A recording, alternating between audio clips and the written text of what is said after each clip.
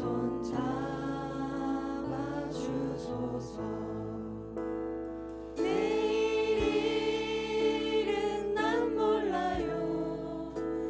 장래일도 몰라요. 아버지여 날 붙드사 평탄한 길 주옵소서. 내일은 난 몰라요. 하루하루 살아요. 불행이나 요행함도 내 뜻대로 못해요. 험한 길 가고 가도 끝은 없고 보네요. 주님 예수 발 내미사 내 손 잡아 주소서. 내일은 난 몰라요.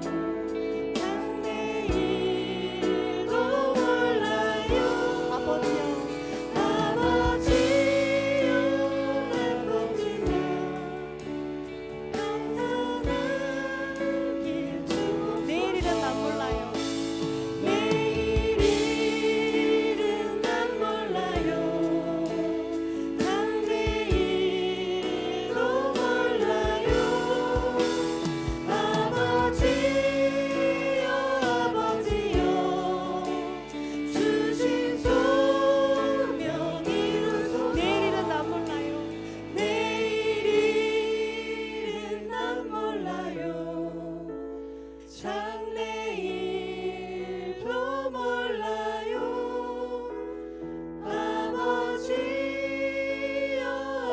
아버지여 주신 소명 이루소서.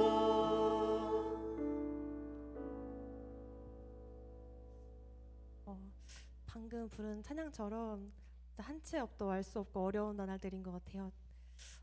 저희 이렇게 그러나 이렇게 모든 것을 아시고 손 잡아주시는 주님께서 오늘 이 자리 가운데 이 예배에 우리를 초대해 주시고 불러주신 것을 믿습니다.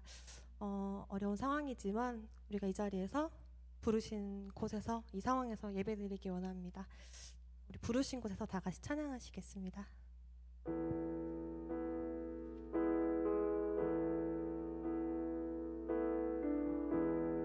따스한 성령님,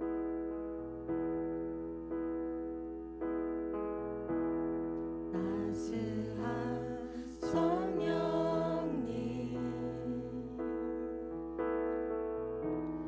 마음으로 보내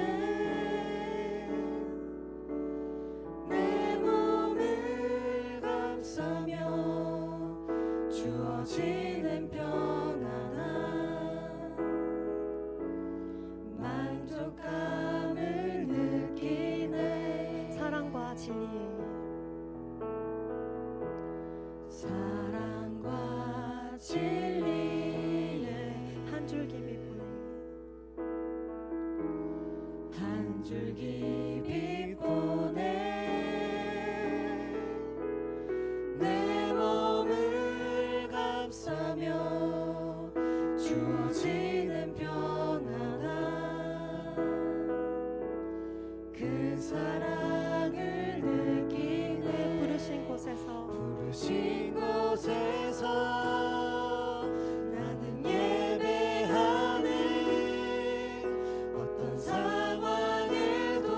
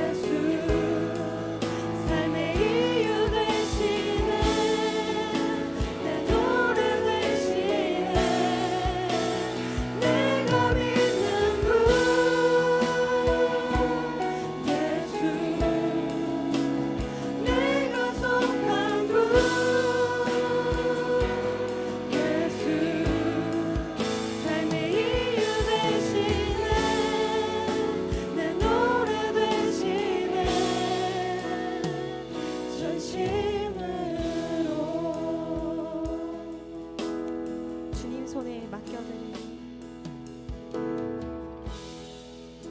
주님 손에 맡겨드리리 나의 삶 주님께 주님 손이 나의 삶 붙드네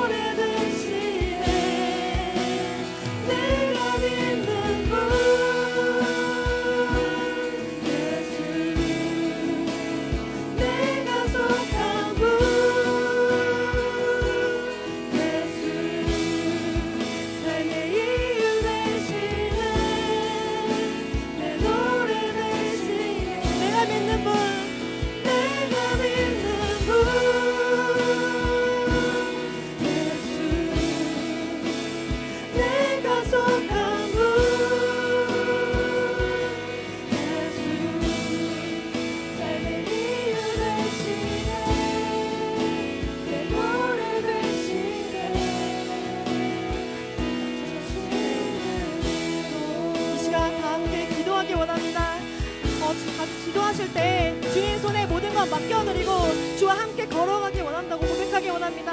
주의 손이 나의 삶 붙들어 달라고, 주 뜻 안에서 내가 살아갈 수 있게 해달라고 하나님의 뜻을 구하며 우리의 삶을 전심으로 맡겨드리는 시간 되게 하겠습니다. 기도하시겠습니다. 하나님 아버지, 아버지 어려운 상황 정말 이 시간 가운데 우리 붙잡아주시고 주님께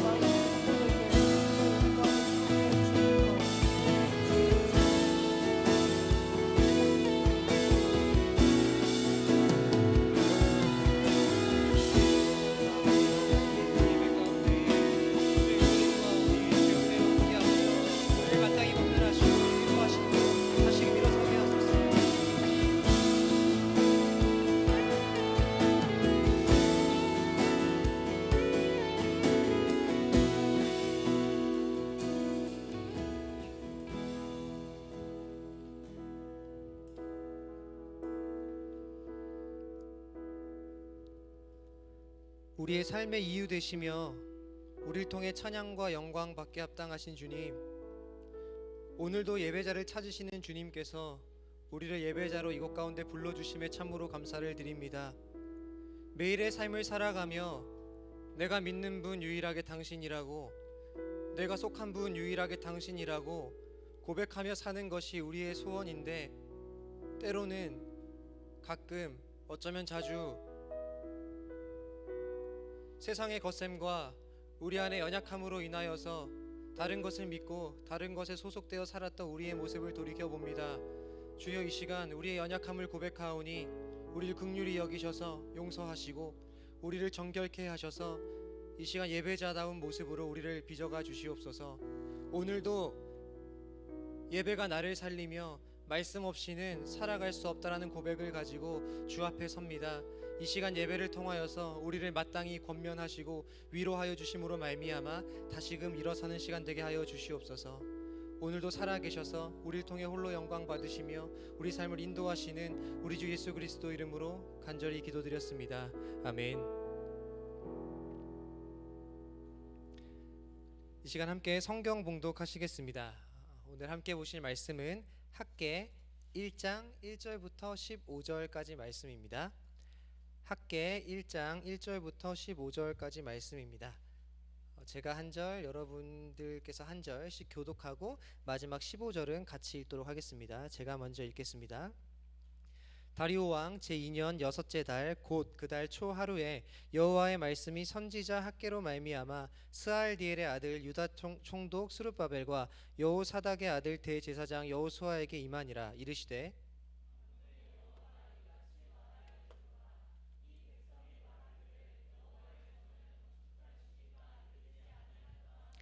여호와의 말씀이 선지자 학개에게 임하여 이르시되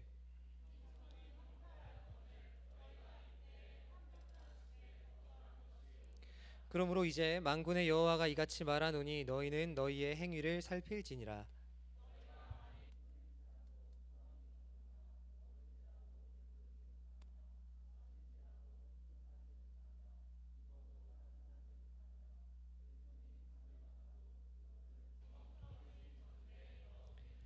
만군의 여호와가 말하노니 너희는 자기의 행위를 살필지니라.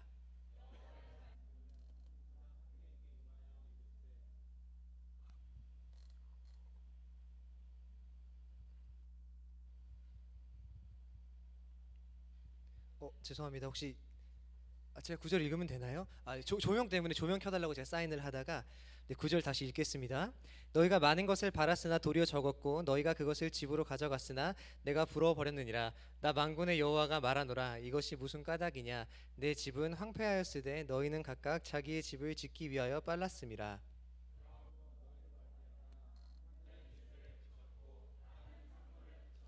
내가 이 땅과 산과 곡물과 새 포도주와 기름과 땅의 모든 소산과 사람과 가축과 손으로 수고하는 모든 일에 한재를 들게 하였느니라.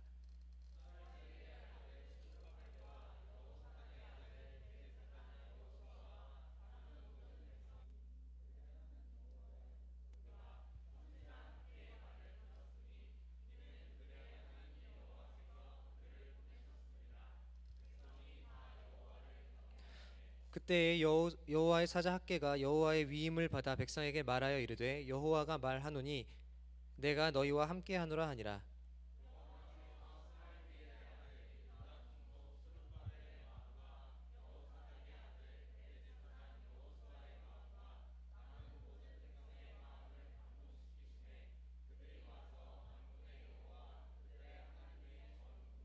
함께 읽도록 하겠습니다. 그때는 다리오 왕 제2년 여섯째 달 24일이었더라.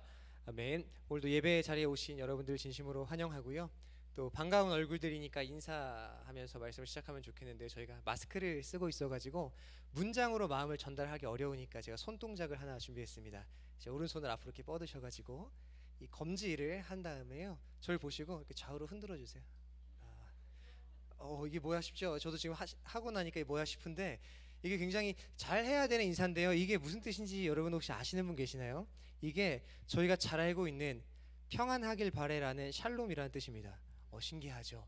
근데 제가 이렇게 눈만 지금 이렇게 나와 있는 여러분의 얼굴을 보면서 이렇게 손만 흔드니까 이게 잘못 보면은 너 나한테 안 돼 이런 느낌으로 제가 와가지고 좌우 옆 사람 얼굴 보시면서 이렇게 샬롬 인사는 눈을 꼭 양쪽 다 빵긋 웃어주면서 인사하시면 좋을 것 같아요. 한쪽만 웃으시면 약간 오해할 수 있으니까 같이 웃으면서 인사할까요? 샬롬 이렇게 샬롬. 네, 샬롬. 너무 격하게 흔들지 않으셔도 되고 이렇게 여유 있게.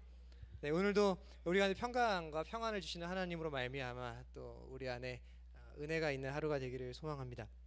제가 오늘 본문을 묵상하면서 한 문장이 생각이 났습니다. 이 문장은 제가 오래전부터 알고 있었는데요. 이 문장을 얘기한 사람은 잘 몰랐었는데 검색해 보니까 알게 됐습니다. 어떤 문장이었냐면요.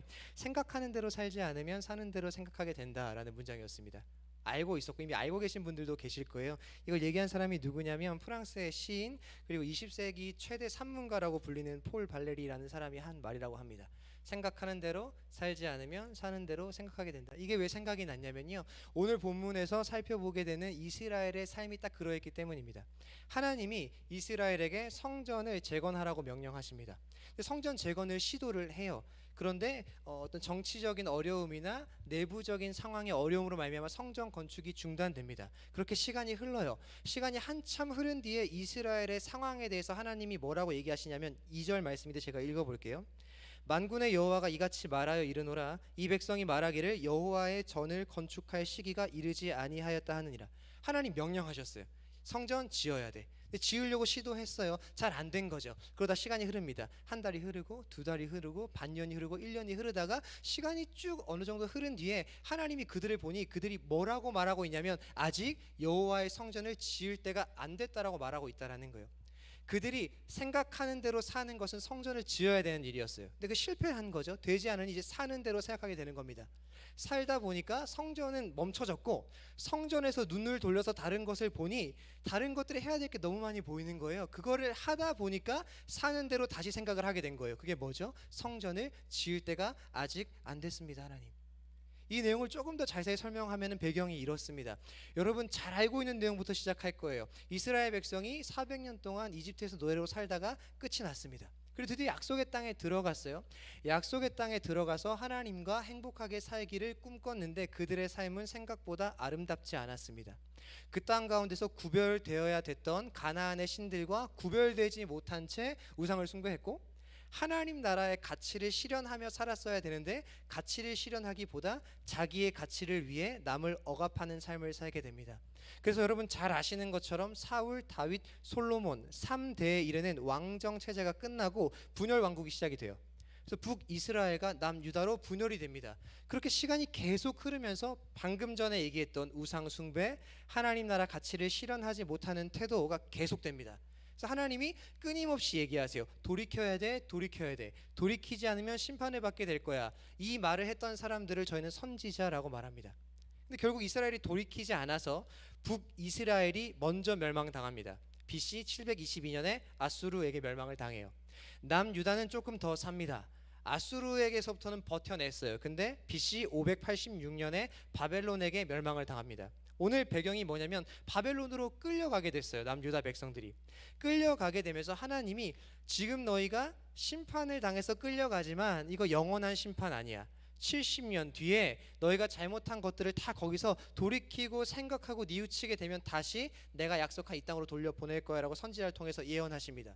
70년 동안 바벨론에서 포로기로 살고 포로기로 살다 돌아온 걸 뭐라고 얘기할까요? 포로 귀환이라고 말합니다. 오늘 학계 선지자는요, 포로 귀환기에 활동했던 선지자입니다. 돌아왔어요. 돌아올 때 바벨론에서 돌려보내준 왕이 저희가 한 번쯤은 들어봤을 법한 고레스 왕입니다. 고레스 왕이 이제 돌아가라고 얘기를 해요. 그 책이 에스라입니다. 그래서 여러분 학계 읽으실 때 에스라랑 같이 읽으시면 좋아요. 에스라가 역사적으로 포로 귀환을 설명했다면 학계는 선지자적 관점으로 포로 귀환을 설명하는 책이에요. 그래서 에스라를 보시면서 학계를 보면 훨씬 더 풍성하게 이해할 수 있습니다. 고레스가 돌아가라고 합니다. 돌아갔어요. 너무 재밌는 게 에스라 1장 1절부터 4절까지 보면 돌아가는 목적을 남의 나라 왕이 얘기해 줍니다. 뭐라고 얘기하냐면 예루살렘, 그러니까 이스라엘의 하나님 참 신이니 너희 돌아가서 성전 지으라고 명령합니다. 너무 재밌죠? 고레스는 이스라엘 사람이 아니에요. 근데 그 고레스가 돌려보내주면서 뭐라고 얘기하냐면 돌아가서 성전 지어. 성전에 필요한 것들 막 줍니다. 주변 사람에게 금도 받아가고 은도 받아가고 막 줘요.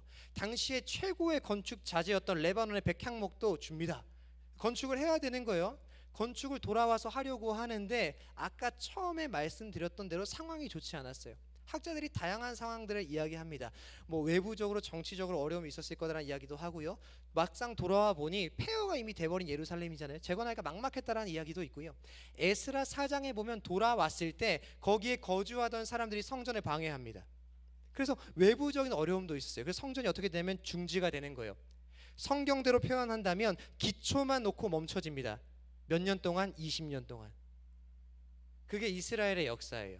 그리고 학계가 등장하는 건 20년, 약 20년이에요. 18년으로 볼 수, 죄송합니다. 18년으로 볼 수도 있고 20년으로도 볼 수 있는데 약 그 정도 시간이 흐른 뒤에 등장하는 게 학계입니다. 그러니까 학계의 배경은 이런 거예요. 돌아왔어요. 성전 지으려고 했어요. 실패한 거죠. 그리고 몇 년이 흘렀다고요? 약 20년이 흐른 거예요. 그때 하나님이 학계를 보냅니다. 학계를 보내셔서 학계 2장 동안에 있는 메시지는 딱 하나예요. 명확합니다. 성전 재건하라라는 거예요. 너네 하지 않았던 그 성전 재건해야 돼. 이게 하나님께서 학계를 통해 이스라엘 백성들에게 주는 메시지다라는 거죠. 학계서에 등장하는 분명한 주제, 그거는 성전 재건이다라는 겁니다. 근데 제가 오늘 본문을 보면서 본문 속에서 너무하다라고 느껴지는 두 분을 만났어요. 너무하네. 어떤 느낌이냐면 진짜 너무한 거 아니야? 한 분은 여러분 상상되시죠? 본문에서 누가 너무했을까요? 이스라엘이 너무했습니다. 이런 생각을 했었어요. 이스라엘 백성 하나님 뜻대로 못 살아가지고 심판받았습니다. 바벨론에 끌려갔어요. 근데 그게 진짜 영원한 심판이어도 할 말이 없어요. 하나님 출애굽시켜줬고 약속의 땅까지 거저 보내줬고 거기서 오랫동안 참아주셨어요. 그래도 안 되니 심판을 받은 거예요. 영원한 심판이어도 할 말이 없는데 하나님 약속하시죠. 70년 뒤에 돌아오게 될 거야. 기다렸겠죠. 1년, 2년, 3년, 4년 진짜 70년 되니까 돌아온 거예요. 이스라엘 백성 마음 가운데 얼마나 그 은혜의 감격이 컸을까요? 진짜 돌아왔구나. 그 은혜를 경험했으면 적어도 왔을 때 뭐 해야 되는 거예요? 조금 힘들어도 외부적인 어려움이나 내부적인 어려움이 있어도 성전 재건 했어야죠. 그래서 생각이 들었습니다. 너무하네. 두 번째, 너무 외압이나 내부적 문제가 심하니까 잠깐 멈췄어요. 그럼 20년이 뭔가요, 여러분? 한 6개월 정도 뒤에 수습해가지고 재건해야 되는 거 아닙니까? 그것이 제가 느껴졌어요. 이스라엘 진짜 너무한 민족 아닌가. 제대로 못해서 심판받고 다시 은혜 줘서 돌려보내줘서 성전 지으라고 했더니 또 못 지어서 20년을 보내버리는 이 민족 진짜 너무한 거 아닌가요? 라는 생각이 들 때쯤에 제 안에 그럼 나도 너무하네 라는 생각이 들었습니다. 왜 그랬냐면 이 생각 때문에 그랬어요. 일상이 아닌 것들이 일상이 되어버리는 건 너무 빠릅니다. 진짜 그것 때문에 이스라엘 백성이 너무하면 나도 너무한 거다라는 생각이 들었어요. 이스라엘 백성이 할 말이 없었어요. 이스라엘 백성이 처음부터 성전을 안 지으려고 했던 게 아니었어요. 잘 들어보세요. 지으려고 했어요. 잘 안 된 거예요. 잘 안 되니까 잠깐 멈췄죠. 멈춰서 아무것도 안 할 수 없잖아요. 그러니까 뭐 했을까요? 포로에서 돌아왔는데 성전 지으려고 막 하다가 성전 짓는 게 잠깐 중지당했어요. 그러니 눈을 돌리니까 폐허가 돼버린 예루살렘이 보이는 거죠. 재건하는 거죠. 일단 나살 집부터 짓는 거죠. 나쁜 거 아니죠. 그 다음에 자기가 먹고 살아야 되니까 밭도 가는 거죠. 자기 것을 하는 거예요.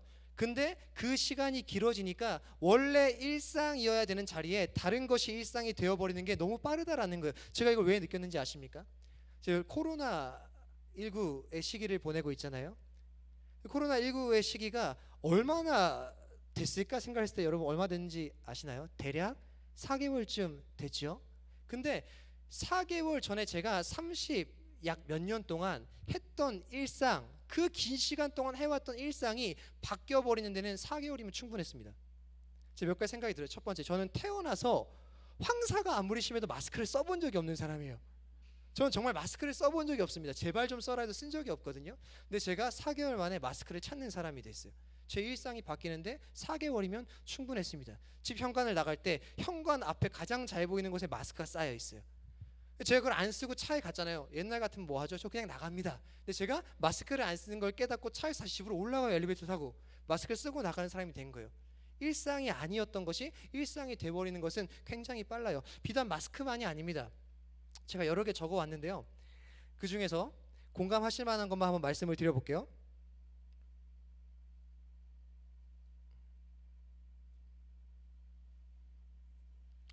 제가 분명히 빨간색으로 체크를 했는데 빨간색이 보이지가 않아서 두 번째 찾았습니다. 두 번째 뭐였냐면 재난 문자. 재난 문자가 오잖아요. 제가 재난 문자가 굉장히 처음에 오면 너무 놀라가지고 정독을 하던 사람이었어요. 그게 오지 않잖아요, 그런 게. 그래서 원래 일상은 재난 문자가 왔다면 큰일 났다, 무슨 일이야, 뭐 지진이래, 아니면 뭐래 정독했는데 요즘에 재난 문자가 울리잖아요. 핸드폰을 보지도 않습니다. 재난 문자만의 독특한 진동이 있잖아요. 딱 압니다. 재난 문자. 그리고 바로 확인을 눌러버려요. 제 일상이 순식간에 바뀌는 거죠. 세 번째로 바뀌었던 일상이 또 있습니다. 조금만 기침해도 피하려는 모습이 제 안에 생긴 거예요. 저 가다가 너 기침을 막 하잖아요. 피하지 않습니다. 할 수도 있죠. 감기인가 보다, 독감인가 보다. 요즘에는 기침하는 것도 신뢰가 되는 시대가 돼버린 거죠. 이거 다 원래 저의 일상이었던 모습들이 아닙니다. 물론 계시는 분들 중에서 원래 일상이었던 분들이 있을 수도 있겠죠. 근데 저는 대체적으로 마스크 원래 쓰셨던 분들에게는 죄송하고요. 재난 문자나 뭐 여러 가지 부분에서 원래 일상이었던 분들에게는 죄송한데 저한테 원래 일상이 아니었어요. 근데 그게 새로운 일상으로 자리 잡기까지 걸린 시간이 4개월이었다는 거예요. 그걸 보니까 이스라엘이 이해가 됐습니다. 성전 재건 왜 다시 시작 안 한 거지? 일상이 아니었던 것이 일상이 되어버린 게 너무 빠르기 때문이에요. 두 번째 또 생각이 들었습니다. 어떤 거였냐면요.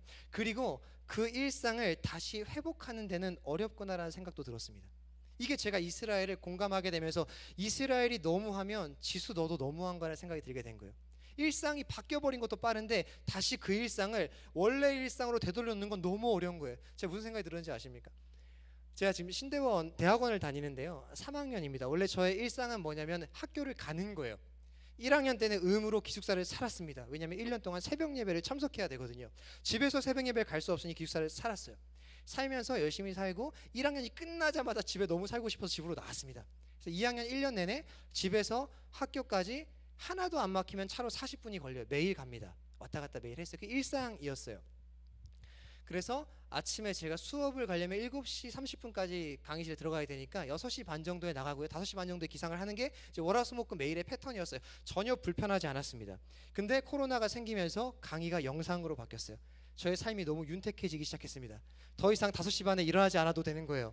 저는 강의를 8시에 들으면 되니까 7시 50분 정도에만 일어나서 출석 체크를 해도 충분한 사람이 되어버렸습니다. 그러면서 학교에서 이번 학기 완전 영상으로 한다는 공지가 안 나오는 거예요. 그러면서 제가 어떤 마음이 들었냐면 개강하면 안 되는데 라는 생각이 들었습니다. 제가 왜 이게 부끄러운 고백이지만 고백을 드리냐면요. 일상이 바뀌었어요. 저는 압니다. 원래 그 전에 일상으로 돌아가야 되는 걸 알아요. 근데 제 마음이 그걸 허락하지 않아요. 그러니까 바뀌어버린 일상에서 다시 원래 일상의 모습으로 돌아가기가 너무 어려운 거예요.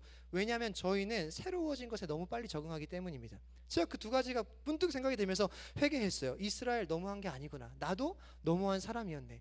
그러면서 질문을 하게 됐습니다. 이 질문이 오늘 설교의 핵심입니다. 그럼 여러분, 일상이 바뀌는데 그렇게 많은 시간이 걸리지 않아요. 빨리 바뀝니다. 그리고 그 일상이 다시 원래 일상으로 돌아가는 건 너무너무 어렵습니다. 여쭤보겠습니다. 과연 이스라엘은 원래 그들의 일상으로 복귀가 되었을까요? 이 질문을 가져주세요. 이게 학계를 보는 저희의 관점이 되어야 됩니다. 그럼 과연 저도 느끼잖아요. 일상 너무 빨리 바뀌었고 다시 원래로 돌아가는 걸 내 자신이 허락하지 않는 이런 못된 자아를 가진 나, 이스라엘도 그렇다면 저도 제 안에 궁금이 드는 거죠. 저 일상으로 돌아가야 되는데 과연 난 돌아갈 수 있을까? 그 질문을 가지고 이스라엘에게 묻는 거죠. 너희 돌아갔니? 일상으로? 그 질문에 대한 답을 찾는 게 오늘 설교의 핵심입니다. 두 번째 너무하신 분을 찾았어요. 그게 누구냐면 하나님이었습니다. 이게 무슨 소리냐? 이스라엘 백성은 누가 봐도 너무한데 하나님 여기서 뭘 너무하셨을까요? 제가 들어서 생각이 뭐였냐면 6절하고 9절인데요. 6절 혹시 보여주시면 저와 여러분 같이 한번 읽어보도록 하겠습니다. 6절 말씀만 저와 여러분이 같이 한번 읽어볼게요. 다 함께 시작.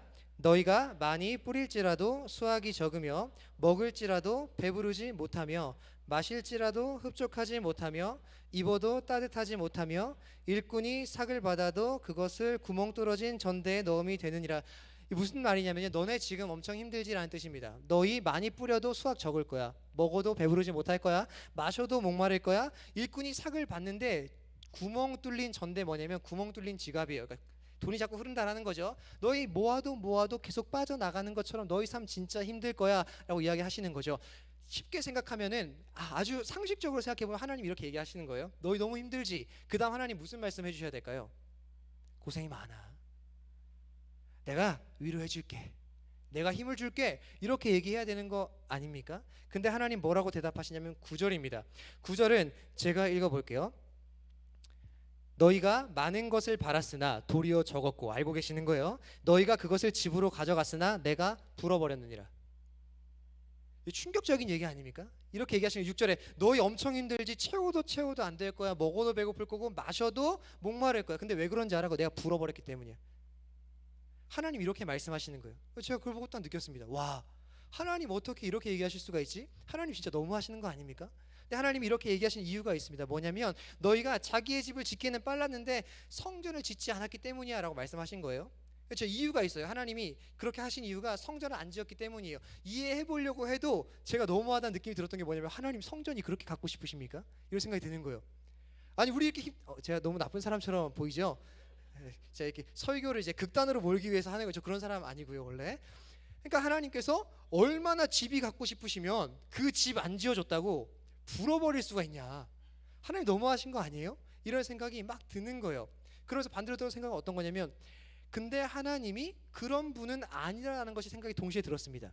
하나님에게 집이 필요할까요? 하나님 성전 필요하신 분인가요? 그렇지 않습니다. 성경은 아닌 걸 볼 건데 사도행전 17장 24절에 가면요, 사도행전의 저자를 통해서 하나님 이렇게 얘기하십니다. 하나님 천지의 주제시기 때문에 사람의 손으로 만든 전에 계시지 않는다. 하나님 사람이 손으로 지은 전에 하나님 담을 수 없다라는 거예요. 하나님 그 안에 갇혀지시는 분이 아닌 거예요. 하나님 집이 필요 없습니다. 성전이 필요 없으세요. 근데 그 집 안 지어줬다고 이렇게 하시는 거면 하나님에게 성전이 필요한 게 아니다라는 것은 우리가 알 수 있습니다. 하나님한테 필요한 건 아닌 거예요. 근데 뭐죠? 성전이 중요하긴 중요한 겁니다. 그럼 답이 나왔습니다. 성전 너무 중요한데 하나님한테는 필요 없어요. 그럼 누구한테 필요한 걸까요? 이스라엘 백성에게 필요한 거예요. 하나님이 성전 지으라고 하는데 안 지으니까 내가 너희가 누리는 거 다 불어버렸어. 하나님 너무하시네. 집이 그렇게 갖고 싶으세요? 아니 나 성전 없어도 괜찮아. 근데 성전은 중요해. 누굴 위해서? 이스라엘 백성을 위해서. 그 얘기를 하시는 거죠. 그래서 물었습니다. 그럼 여러분 성전은 뭘까요? 이게 중요합니다. 성전이 하나님의 집 맞아요. 근데 하나님이 진짜 사는 공간으로서의 성전이 아니고 이스라엘 백성에게 성전이 중요하다라면 그 성전 재건하라라고 하는데 뭘 재건하라라는 얘기일까요? 이 답을 얻어야 학계가 해결이 됩니다. 성전이 이스라엘 백성에게 무슨 의미였는가를 찾아야 오늘날 우리도 뭘 재건해야 되는지에 대한 답을 얻을 수가 있는 거예요. 성전이 뭐였는지는 성전이 지어질 대로 가면 됩니다. 하나님 성전 지으라고 명령하세요. 언제 명령하시냐면 약속의 땅 들어가면 지으라고 명령하세요. 그 전까지는 성막에 계세요. 계속 유목민처럼 이동하니까 성막에 계시다가 이제 정착하면 그곳에 성전을 지어라고 하면서 이렇게 얘기합니다. 나 성전 안에 갇히는 존재가 아닌데 내가 너희를 위해서 성전 안에 있어줄게. 솔로몬에게 성전을 지으면 내가 거기에 있을 거야. 솔로몬이 기도하죠. 우리가 그곳을 바라보고 기도하면 하나님 들어주세요. 성전을 지어라. 성전이 가는 첫 번째 의미는 뭐냐면요, 하나님의 함께 계심입니다. 이게 성전의 의미예요. 내가 그 안에 갇히는 존재가 아닌데 너희를 위해 자발적으로 갇혀주시는 은혜, 이게 성전입니다. 성전에 가는 첫 번째 의미, 하나님이 우리 가운데 계시다. 두 번째 성전의 의미가 있습니다. 그러니까 성전에 하나님이 계세요. 계셔 주시기로 하셔가지고 우리가 갑니다. 우리가 성전 가면 하는 일이 있어요. 제사, 예배를 합니다. 그 예배라는 요소 안에 담겨있는 의미가 있습니다. 이것까지 해결을 해야 성전이 무엇인지 알 수가 있어요. 성전에 가서 예배를 드려요. 그럼 첫 번째로 자각되는 게 뭐냐면, 아, 내가 내 삶의 주인이 아니구나 라고 하나님의 주권을 인정하게 됩니다. 월화수목금토, 그때는 뭐 다른 날 제사를 뭐 매일 드렸겠지만요, 하루를 아침부터 바쁘게 살다가 하루를 살다 보니 내가 내 안에 죄성을 발견하게 되고 나의 연약함을 발견하게 되고 그 연약함을 해결해 주실 수 있는 유일한 분이 하나님 앞에 다가가서 그 앞에서 내가 내 삶의 주인이 아니라 하나님이 주권자시군요라는 고백을 하게 되는 거예요. 그리고 하나님께서 주권자라는 고백을 하게 되면서 내 삶이 재조정되는 자리가 성전입니다. 두 개 정리해 볼게요. 성전은 어떤 곳이냐? 하나님이 계시고 그 앞에 가서 하나님의 백성이 주권을 고백하는 자리, 이게 성전입니다. 그럼 성전을 이렇게 해석할 수 있습니다. 우리가 하나님이 늘 계시는 곳, 그리고 그곳에서 하나님의 주권을 매일 고백하는 백성이 사는 삶, 자리, 그걸 저희는 5글자로 이렇게 말합니다. 하나님 나라. 성전은 하나님 나라의 모형입니다. 그렇게 돼야 이 본문이 해결이 되는 거예요. 성전 안 지어서 하나님이 막 분노하면서 너희가 가진 거 다 불어버릴 거야 이렇게 얘기를 하는데, 하나님 진짜 집이 갖고 싶어서 그러신 거는 아니고, 그럼 성전이 대체 뭐길래? 성전은요, 하나님 나라를 갈망하는 삶 자체를 성전이라고 얘기합니다. 하나님 나라를 추구하는 삶 자체를 성전이라고 말해요. 하나님이 계시고 하나님의 주권을 끊임없이 고백하는 백성이 함께 거하는 성전 중심적 삶, 그것은 하나님 나라를 갈망하는 삶을 이야기합니다. 백성들이 혼났던 이유는 뭐냐면요, 하나님 나라를 추구하는 삶을 잃어버렸기 때문이에요. 반대로 얘기하면 그 삶을 잃어버렸는데 재건할 생각도 없었기 때문입니다. 우리가 해야 할 일은 명확해지는 거죠. 저희 이 본문을 가지고 과거에 잘못 해석한 분들은 성전 건축할 때 이걸 사용합니다. 성전 건축 해야 돼. 근데 우리 알 수 있어요. 이건 물리적 건물을 얘기하는 게 아닙니다. 이것은요, 성전은 삶을 얘기하는 거예요. 하나님이 함께 계심을 인지한 백성이 주권을 고백하며 살아가는 삶 자체, 하나님 나라를 열망하며 갈망하며 추구하는 삶 자체, 그게 상실되었을 때 그것을 재건하지 않으니 하나님 화내시는 거죠. 왜? 하나님 나라에 거할 때 우리가 가장 행복할 수 있기 때문입니다. 그래서 하나님이 여기서 이스라엘 백성과 우리에게 원하시는 것은 딱 한 가지예요. 명확합니다. 성전을 재건하는 거예요. 가서 건물을 짓고 이런 게 아닙니다. 무너져버린 하나님 나라를 갈망하는 내 삶을 재건하는 겁니다. 이게 하나님이 우리에게 바라시는 성전 재건이라는 거예요. 이것을 가지고 계셔야 됩니다. 우리가 재건해야 될 성전 무엇일까요? 하나님께서 함께 계심을 인식하고 그 하나님께 주권을 고백하면서 하루하루 살아가는, 하나님 나라를 이 땅 가운데 실현시키면서 추구하며 살아가는 삶 자체, 이걸 재건하는 것이 하나님께서 오늘 우리를 향한 하나님의 뜻이다라는 겁니다. 그럼 아까 처음 드렸던 질문을 드리면서 마무리해 보도록 하겠습니다. 처음 드렸던 질문이 그거였죠. 여러분, 이 성전 재건은 성공했을까요? 성전 재건을 성공합니다. 14절을 읽어볼게요. 여호와께서 스알디엘의 아들 유다 총독 스룹바벨의 마음과 여호사닥의 아들 대제사장 여호수아의 마음과 남은 모든 백성의 마음을 감동시키심에 그들이 와서 만군의 여호와 그들의 하나님의 전 공사를 하였으니 20년 동안 멈췄던 성전이 재건이 됩니다. 저희는 여기서 소망을 발견하죠. 저희는 압니다. 일상이 다른 일상으로 채워지는 게 빠르다는 걸 알아요.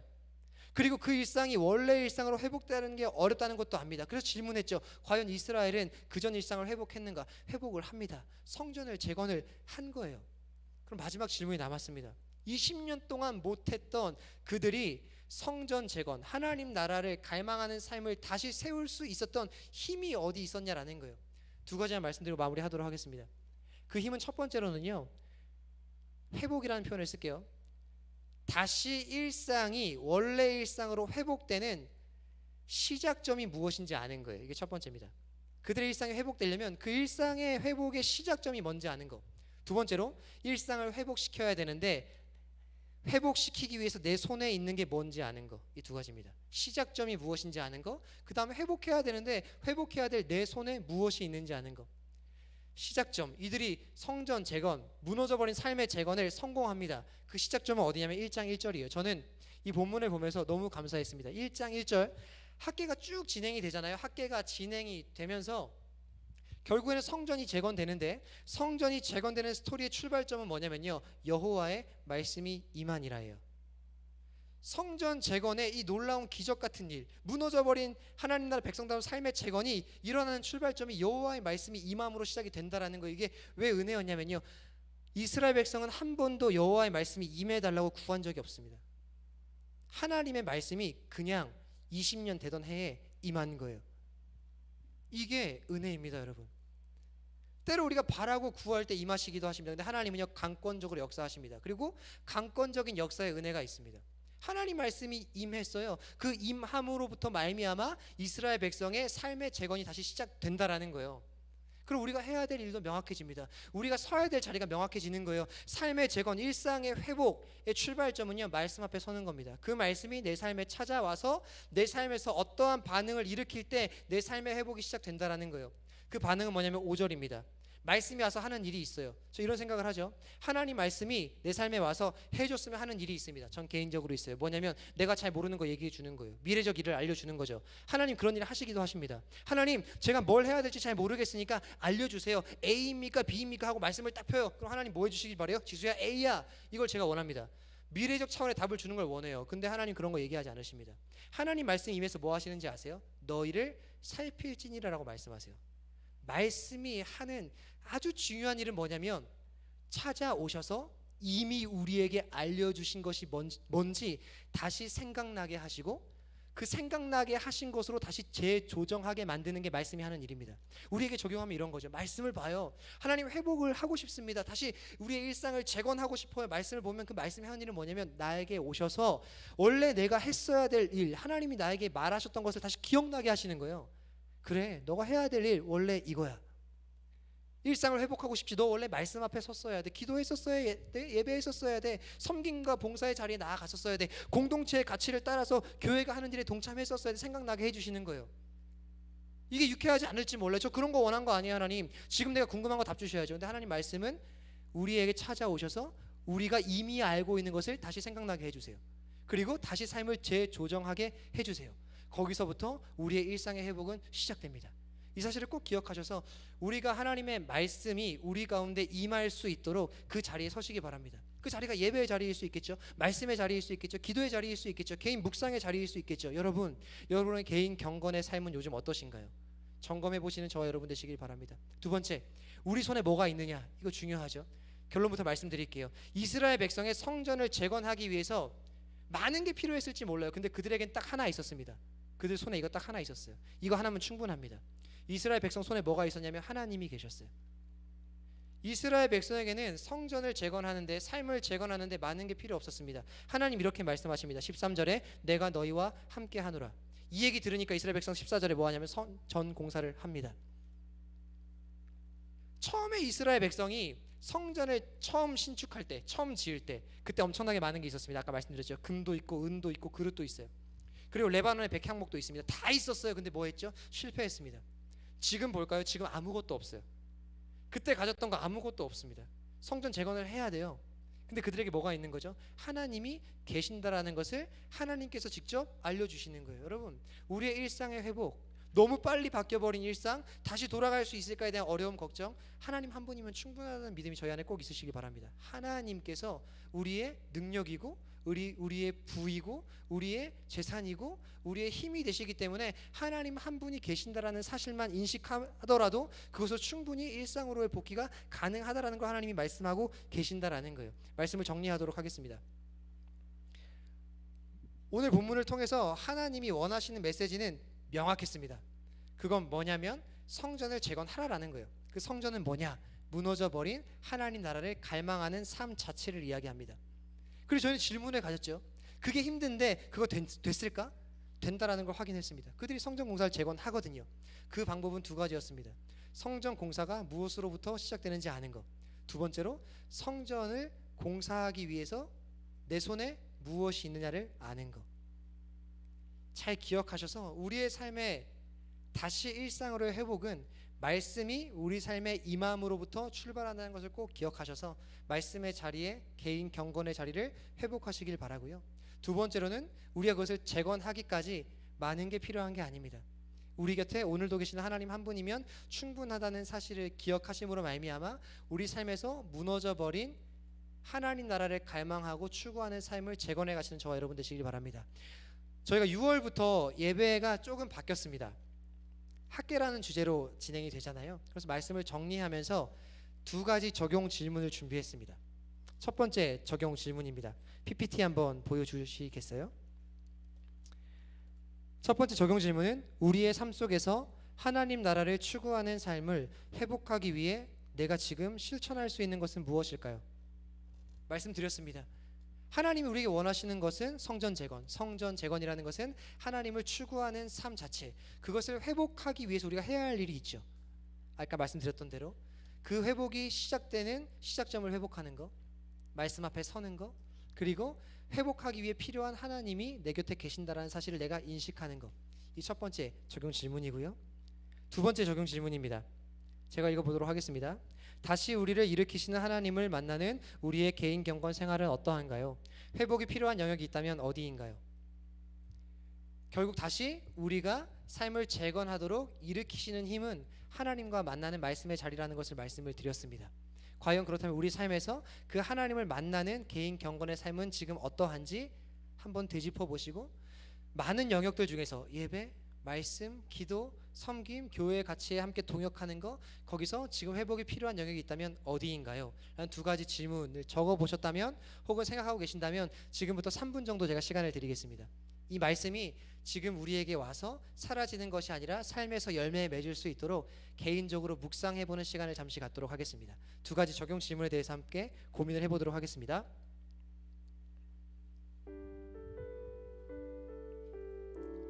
답을 적어보셔도 좋고요. 그리고 개인적으로 기도해 보셔도 좋습니다.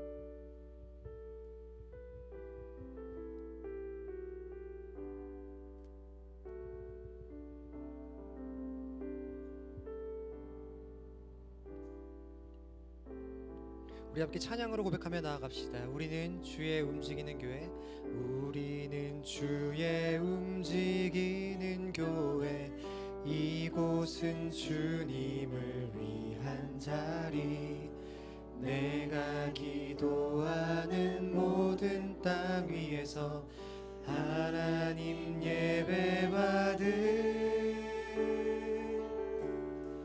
그날을 고대하네. 우리 처음부터 한 번만 더 고백합시다. 우리는 주의 움직이는 교회, 우리는 주의 움직이는 교회, 이곳은 주님을 위한 자리, 내가 기도하는 모든 땅 위에서 하나님 예배 받을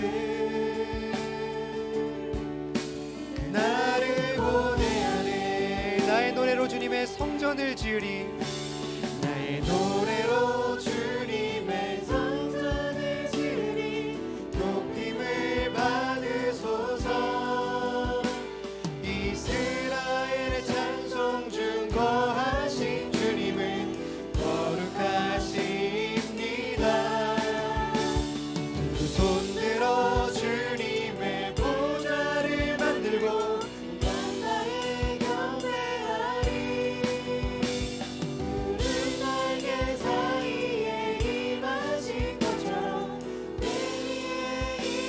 하나님 우리가 이곳에 섰으니 하나님 우리가 이곳에 섰으니 이 땅을 치유하소서. 하나님 우리가 어디에 있든지 주를 높이리라. 열방들아 주님을 송축할지어다. 나라에 임하주라. 영원한 통치자 주 예수 그리스도 그는 위대하신 왕. 찬양.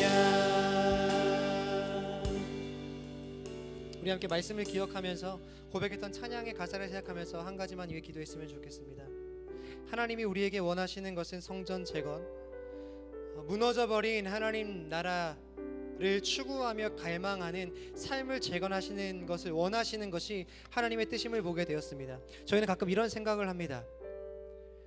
다시 짓는 건데 이왕이면 화려하고 적절한 때에 구멍 없이 잘 지어야지. 물론 너무 좋은 생각입니다. 그러다 보니 삶에서 하나님 나라를 갈망하는 모습을 재건해 나갈 때에도 이상적으로 회복될 때가 오기를 기다릴 때도 있고 당장 시작하는 것이 용기가 나지 않을 때도 있습니다. 근데 오늘 말씀을 보면 하나님이 성전을 재건하는 데 사용하라라고 가르친 재료가 나옵니다. 너희는 산에 올라가서 나무를 가져다가 성전을 건축하라. 이 산은 예루살렘에서 바로 앞에 보이는 산을 얘기합니다. 그리고 나무는 그냥 바로 앞에 가서 얻을 수 있는 나무를 얘기합니다. 화려한 금, 은, 그릇, 백향목 없어도 그냥 지금 눈앞에 보이는 그걸로 재건해도 하나님께서 기뻐하시겠다라고 약속하십니다. 여러분, 이 시간 이 말씀을 기억하면서 결단합시다. 화려하고 이전과는 비교할 수도 없을 만큼 탁월하고 완벽한 삶을 다시 재건하는 것 중요하겠죠.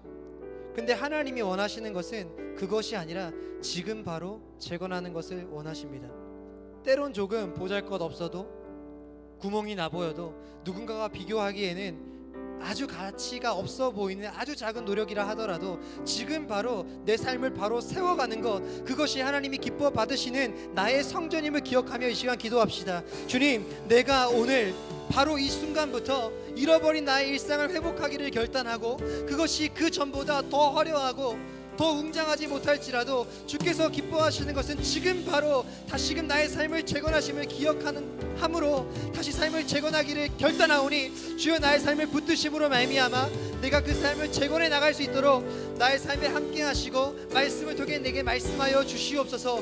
그로 말미암아 이스라엘 백성처럼 나의 삶이 다시금 하나님이 기뻐하시는 모습대로 세워지는 은혜가 있게 하여 주시옵소서. 기도의 제목을 가지고 함께 기도하며 나아가시도록 하겠습니다. 기도하시겠습니다. 하나님, 이 시간 우리가 말씀을 기억하며 찬양으로 고백했던 것처럼 가사를 기억하며 주께 나아갑니다. 주님, 우리 안에 간절한 바람이 있습니다. 너무 빨리 바뀌어버린 일상이 두렵고 다시 그 일상을 이전으로 회복하는 것이 너무나 어려움을 겪고 있는 것이 바로 우리의 모습입니다. 근데 주님 말씀 안에서 위로를 얻습니다. 힘을 얻습니다. 이스라엘 백성 20년 동안 하지 못했던 거 하나님 이루셨는데 주님, 우리 4개월입니다. 주님, 길어봤자 몇 달 안 될 것입니다. 그 일상의 회복 주께서 이루실 줄로 믿습니다. 주여, 믿음으로 주 앞에 나아가 말씀을 사모하고 함께 하시는 동행하시는 주님 앞에 서서 오늘 내가 지금부터 재건하기를 소망하오니 주여 붙들어 주시옵소서. 무너져버린 나의 삶이, 무너져버린 나의 원래의 일상이 회복될 수 있도록 주여 은혜로 함께하여 주시옵소서.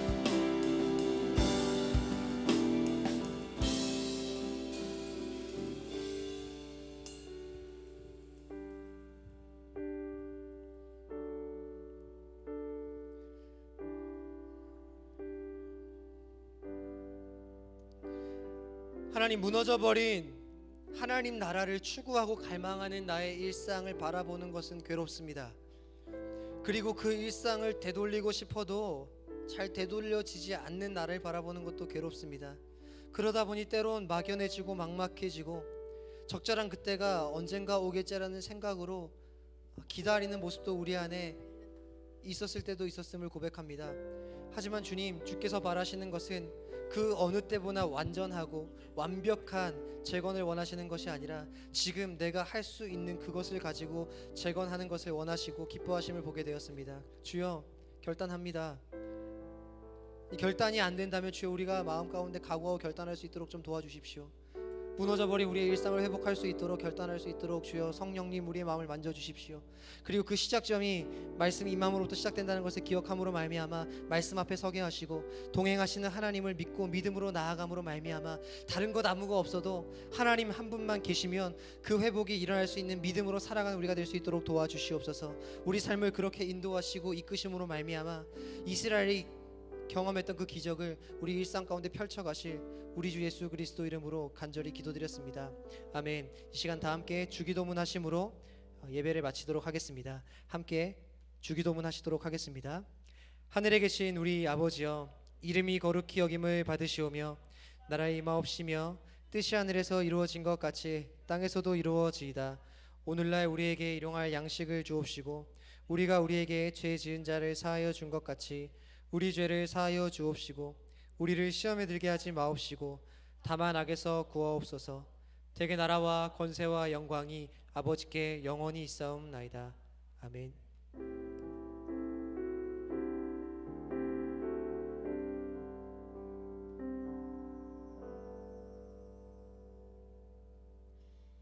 공동체 예배 안내입니다. 6월 7일 주일부터 4주간 학계 이스라엘을 깨우다라는 주제로 예배가 진행됩니다. 예배를 사모하는 청년 2부가 됩시다.